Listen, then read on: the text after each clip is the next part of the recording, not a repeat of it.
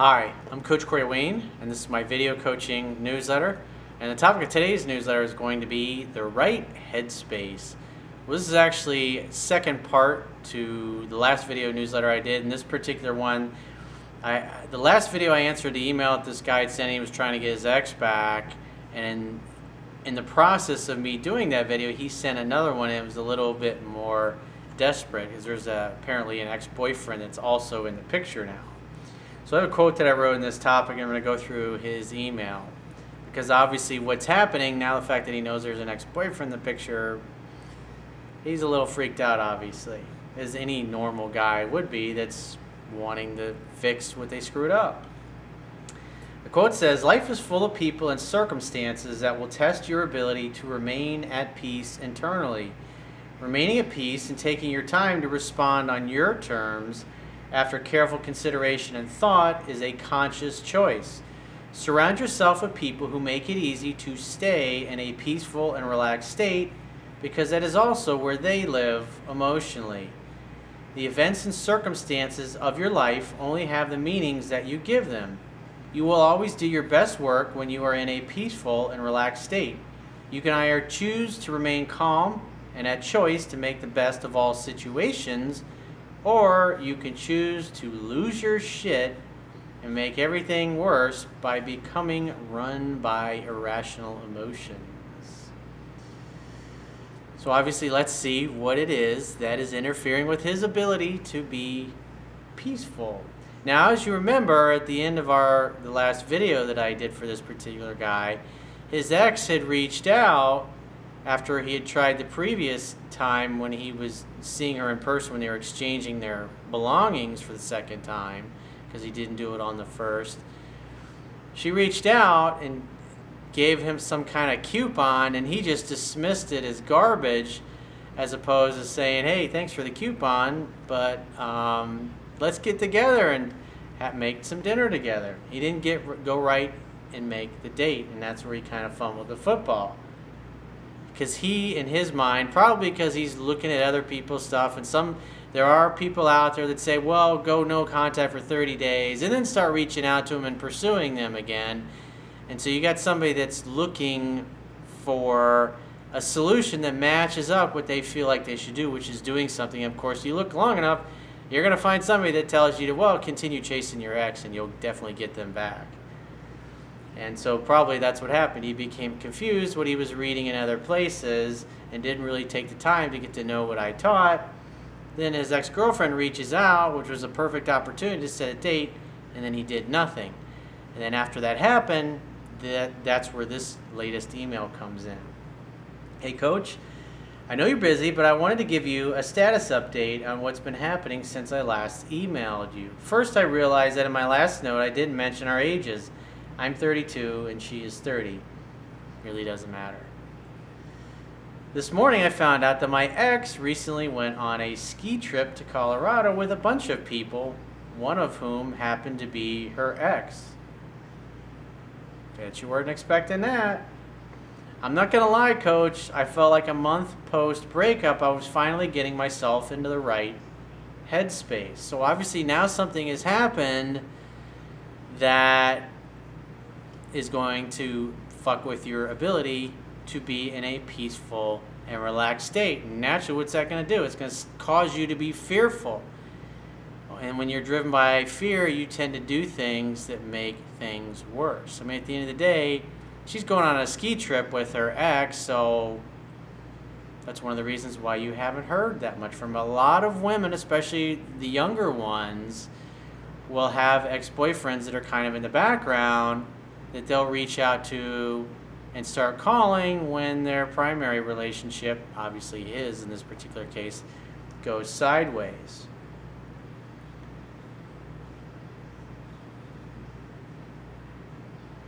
So he says, "I've been dating a few new girls. I've been spending time focused on my purpose," which you always, as a man, you should always be focused on your purpose and your mission in life. That should be paramount.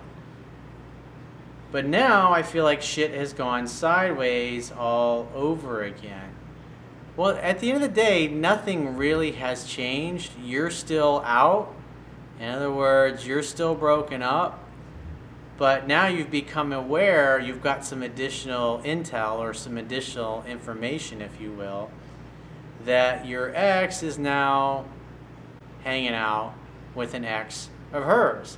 And when that happens, that's something that will definitely get in the way of her missing you and wanting to rekindle things, because all of us, we tend to look at the past through rose-colored glasses. In other words, as more time goes by, we start to think more highly of that person that we broke up with, even though at the time we broke up with them, we had a lot of emotionally strong reasons why we did what we did. But a month or so later, it tends to fade.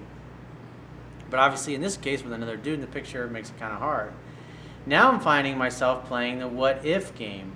Was the real reason for our breakup so she could get back with this ex? No, the real reason that she broke up with you is because she fell out of love with you, because you were doing and saying things that caused her to lose attraction. And because a lot of women, when things are going sideways, and I was discussing this with a client that I had last night, because he was so fixated on the breakup itself. Well, if I had just not had that fight with her, we'd still be together. I said possibly, but at the end of the day, that big blowout fight really got blown out of proportion, because that was the excuse she was looking for. Really, in her mind, she had already decided she didn't want to be with you anymore, and that big fight was her excuse to make it happen. Just like in this particular guy's case, it was kind of like the straw that broke the camel's back. You kind of gave her an opening, you gave her an excuse to say, I'm fucking out of here.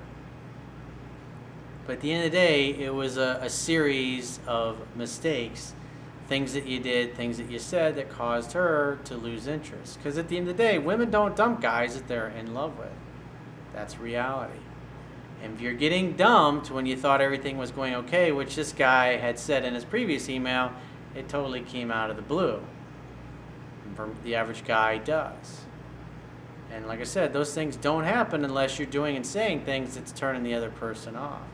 I hear all the time when I talk to guys, I didn't think she meant it. I didn't think she was serious.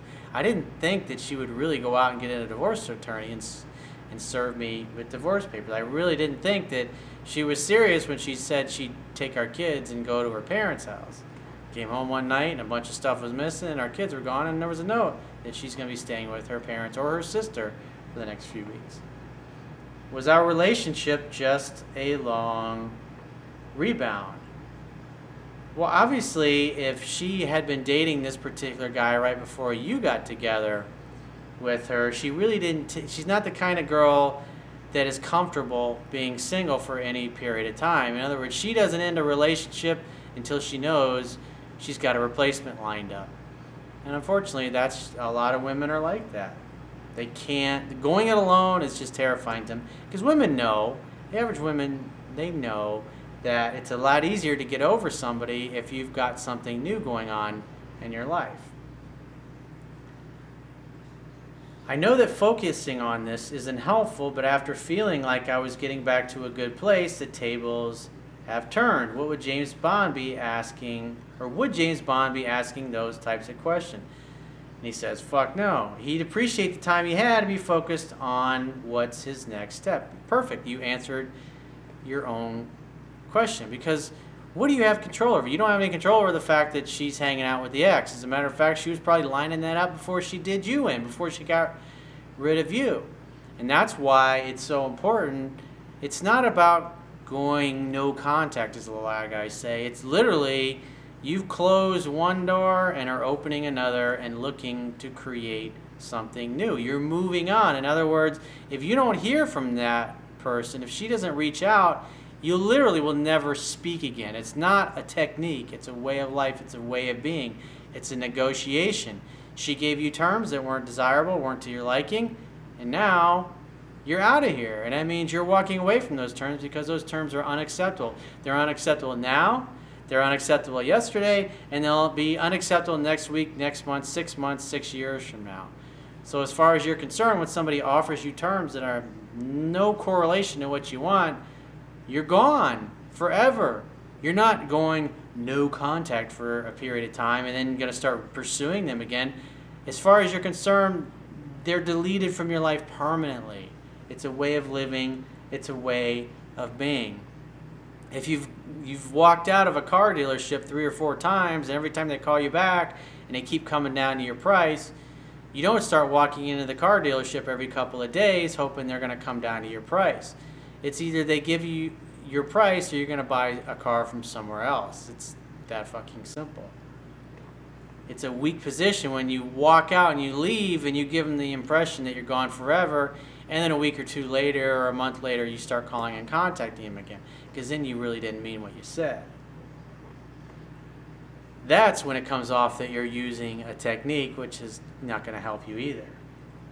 I will continue to stick to no contact and refocus my energies on improving myself and becoming the best version of me that I can be. I appreciate everything you do, Coach. Your work has given me strength to behave in a way that I should, even when I don't feel like it's the way I should behave. So this email is a good reality check, and the reality is that you were dating a woman that is not comfortable being single. In other words, she's going to line up a replacement if she thinks the future of your relationship is in doubt. And so what does that tell me about her? Well, it tells me that she doesn't have the same kind of confidence that, say, a woman who grew up in a really healthy family, who loves her mom, loves her dad, has a great relationship with both of them. She's going to say, hey, it was difficult, the breakup was difficult, I'm going to take time to heal, I'm going to spend time with friends, I'm going to spend time with family, and just get to a place where I'm cool being alone again before I start dating. Insecure people, they got to have somebody else around, or 2 or 3 people around, because that feeds their ego, it gives them validation, and it's a lot easier for them to move on. And at the end of the day, do you really want to go back to somebody who, before, and I wrote about this in my book, I had a woman that I dated that was like this, and I told myself at the time, I'm going to be different, I'm going to be so awesome, I'm going to be such a fucking great boyfriend that she has no reason to call up the male orbiters. But what happens? 6 months, a year, 2 years in the relationship, over time you get a little lazy, you get a little complacent. One night on the phone, I was a little short with her just because I was in kind of a grumpy mood. I'd had a stressful day at work. And then I didn't hear from her for 3 or 4 days. And that's how this particular woman, that's how I knew she was mad at me, is I just wouldn't hear from her. She gave me the silent treatment. That was how she learned to communicate. And that was the way she was with her whole family. And then when I called her, and we started talking, I come to find out she'd been hanging out with one of the male orbiters that she hadn't talked to in like a year. Literally, I snapped at her one day on the phone, and already she's on the phone with a male orbiter. And literally 2 weeks before, she's like, let's move in, I was hoping we get engaged soon. And it's like, and that quickly, you're calling another guy to line up the replacement because she was worried that it wasn't going to work out. And to me, when that happened, I realized that's just the way she always is going to be. She can't ever go it alone. So every time she thinks our relationship may not work out, she's calling other guys instead of communicating with me. And at that point, and I'd been dating her for, I think it was like 3 years at that point, I was like, it just didn't sit right with me. And that was the beginning of the end, where about a month later, we split up. And that was the end of it. And guess what? A month after that, she moved in with that particular guy. And she was basically she was trying to replace the level of intimacy that she had with me. We'd been together for almost 3 years at that point. She was replacing the intimacy we had with some other dude. I mean, literally, she hadn't talked to the guy in a year. In a matter of 6 weeks, she was living with him. It was like, and then what was interesting is about a year, 6-8 months later, I got a call from her, and things weren't going so well. And this guy was Mr. Nice Guy, insecure, over-pursued, tended to be controlling. She ended up getting a restraining order against this guy because he became belligerent and started pushing her around when he realized she was not the type of woman that he could control. Then she ended up breaking up with that guy a few months later. And she wanted to hang out and start calling me, but I was like, at that point, I knew what she was like. She was that way when I met her. She was that way when we dated. Even after we had dated and she had been with somebody else, she wanted to go right back into that. way of being. And at that point, I had a new girl I was dating, and I didn't want to get back together with her. But it taught me a very valuable lesson that I've always, over the years, I've shared that with other people that are in these kinds of situations. And if your personal outcome is you want to spend, say you want to get married, or you want to settle down with somebody, do you really want a girl that's going to behave this way every time something goes sideways? Now, the average guy doesn't want to put up with that. But I learned the hard way that that's how these particular women are, and I didn't like it. You might be willing to put up with it, but me personally, I'm not willing to put up with it. And so that's why I share it, so you can learn from it, and you don't have to go through 3 years being with somebody who would be this way before you realize that they're just not going to change. People don't change. They become a better version of themselves, but at the end of the day, if this is how they operate, this is always the way that they're going to be, and you deserve better. But at least if you do decide to hang out with this girl, say, a month or two from now, she reaches out, things don't go, because if it didn't work with the ex the first time around, it ain't going to work the third or fourth or the fifth time around. So more than likely, she'll probably reach out in the future. If she does, assume she wants to see you, create an opportunity for sex to happen, if you're so inclined. But you would be much better served to find somebody better. So if you'd like to get my help, you can book a coaching session by going to my website, clicking the products tab. And if you haven't listened to the audiobook, if you subscribe to audible.com, you can actually get my audio version for free. And I will talk to you soon.